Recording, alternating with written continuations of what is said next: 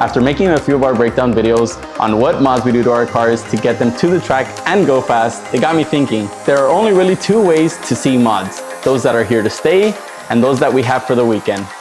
Let's talk track mods and find out if you're doing them right.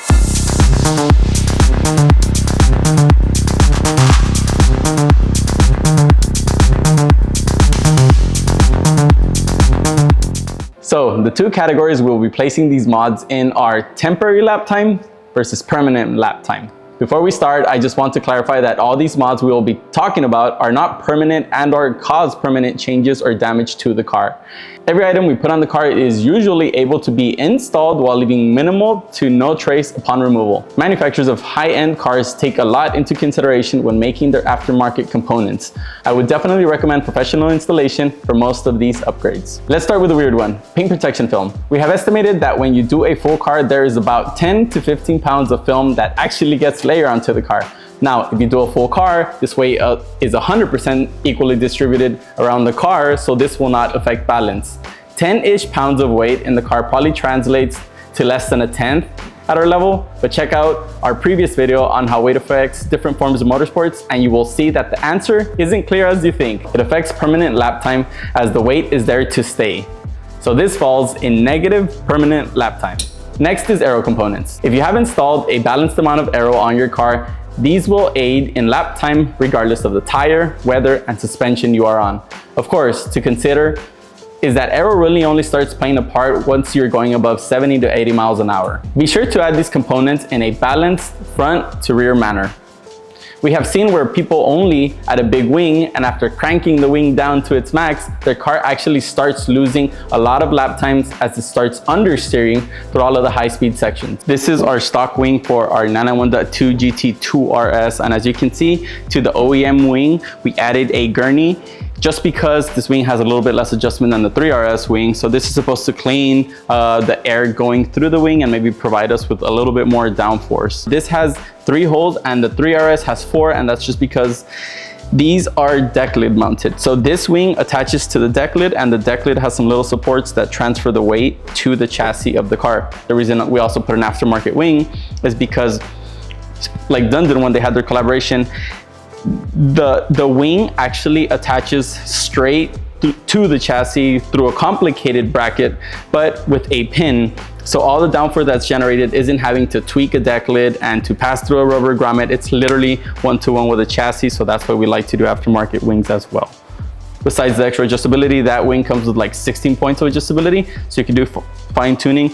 This one comes with 3. So keep in mind that not because you have a big wing, you have to set it to max to use all of its capability. This can actually make for an unsafe car. I always aim to use the least amount of wing possible, usually just a tad more than where the car feels balanced. I do this to avoid a high-speed snap and to compensate for changing weather or overheating rear tires on the 911s.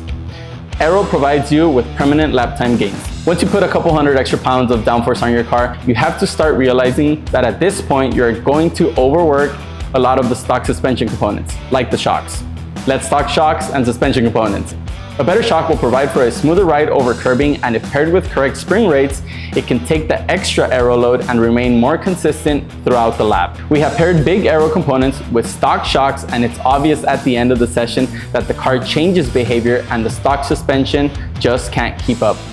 Aftermarket shocks like MCS provide the tire and driver more stability over curbing, therefore producing lap time. Okay, so this is an aftermarket MCS shock. This is what we replace our stock shocks with. This, as you can see, kind of looks off-roady, right? Because it has this line attached to a extra reservoir.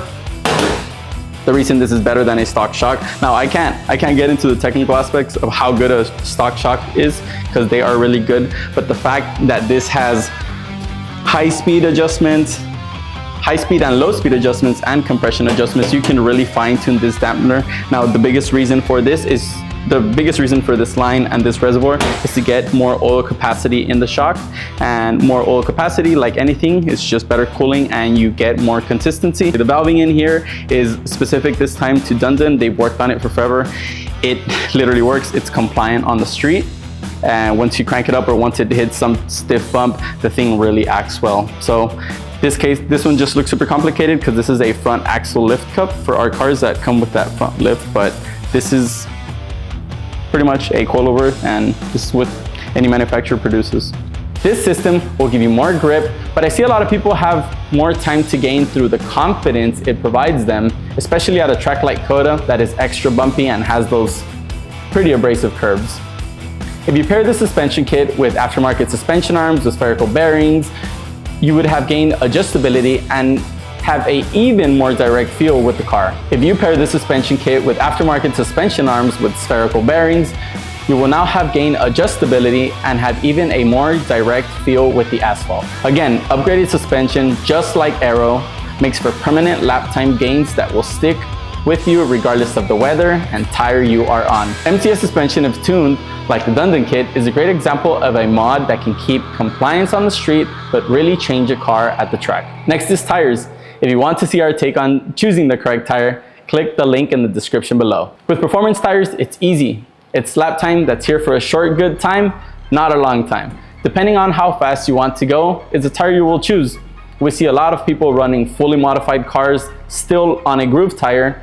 That's just because that's what they want to do and it fits their usage of the car. What kills a tire is excessive sliding, and I have actually seen aero and suspension mods make the tires last just a bit more than the same car without mods. You can actually create and keep consistency with tires like other components. It simply involves buying lots of sets of tires.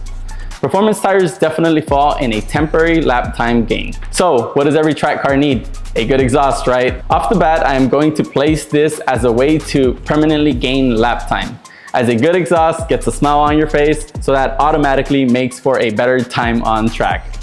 On a serious note, an exhaust system can aid in you better hearing the car across the rev range, this especially in a car you shift manually.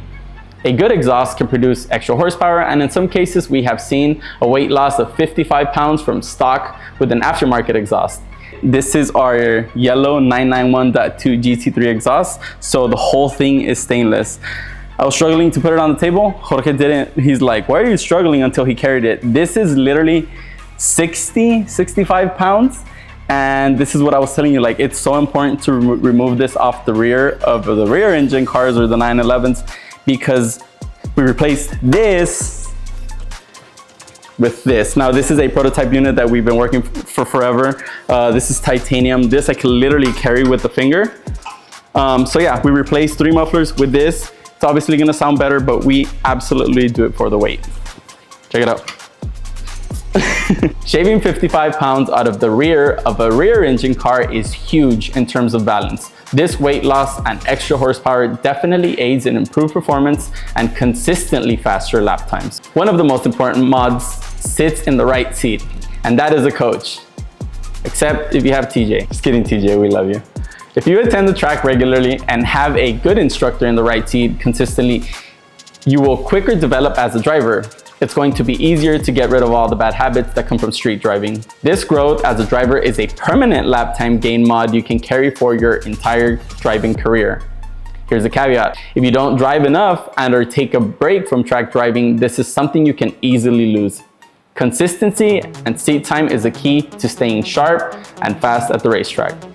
We have seen people leave racing and come back years later and they say, it's just like riding a bike, you never forget. Well, as that may be true, I do strongly believe that if you don't stay driving at a high level, you will lose that edge. There will be steps to get to where you once were, and countless times we have seen people never reach the top step after a big break. Much like a physical coach is our digital coach, the lap timer. If you go out there and do laps on track without knowing and confirming what you are doing, right and wrong, there is no growth curve. Be sure you have a data system in your car, as the mind is a tricky thing, and sometimes what you think and what you are doing is 2 completely different things. So choosing the correct mods at the end of the day comes with the realization of how avid of a track day junkie you are. If you are only doing a few events a year, then maybe that sticky rubber here and there on a mostly stock car will keep you happy with car performance and lap time. The car will keep its mannerism on the street and look OEM, but throw down at the track. One extra item I have seen give lap time are 6-point harnesses. You ask yourself, how? The driver wasn't having to pin their elbow to the armrest or worry about moving around in the car. This just allowed the driver to solely worry about driving and therefore have steadier inputs on the steering wheel and both pedals. Now, if you're serious about tracking and do more than a handful of events a year, then maybe it's best you focus on making more permanent mods to the car. I recommend you taking these mods step by step, although a lot of money is involved in realigning the car if you take the chassis components step by step. The reason I recommend it this way is so that your development as a driver follows the growth curve of the car. If you go all in from the start, you will have to base your baseline or growth on other people in a similar car, which is obviously never ideal. I have also seen some track cars just not feel well stock and sometimes are unresponsive to changes. Imagine modifying a car that has a problem off the rip. It sounds like a nightmare. Some of the mods could fix the issue, say if you had a bad shock and now have MCS, but imagine there being a problem with the chassis and you just went full tilt with mods. The likelihood of this happening is very low, but never impossible. Now, if you are just a guy that likes to have his car fully modded and look like a race car out in the street, then go all out. Nothing turns more heads than a fully kitted track car rolling down the highway. In Texas, the only thing that will beat that is a clean classic pickup. But that's Texas. Please share your thoughts down below, as this topic still has some factories lingering in my mind. Make sure to follow us on all socials, and to see similar videos to this, check out a few links in the description below as well. We post every Wednesday around 7 p.m. so expect that notification from YouTube once you have subscribed. As always, thank you guys for watching and see you guys in the next one. Vámonos.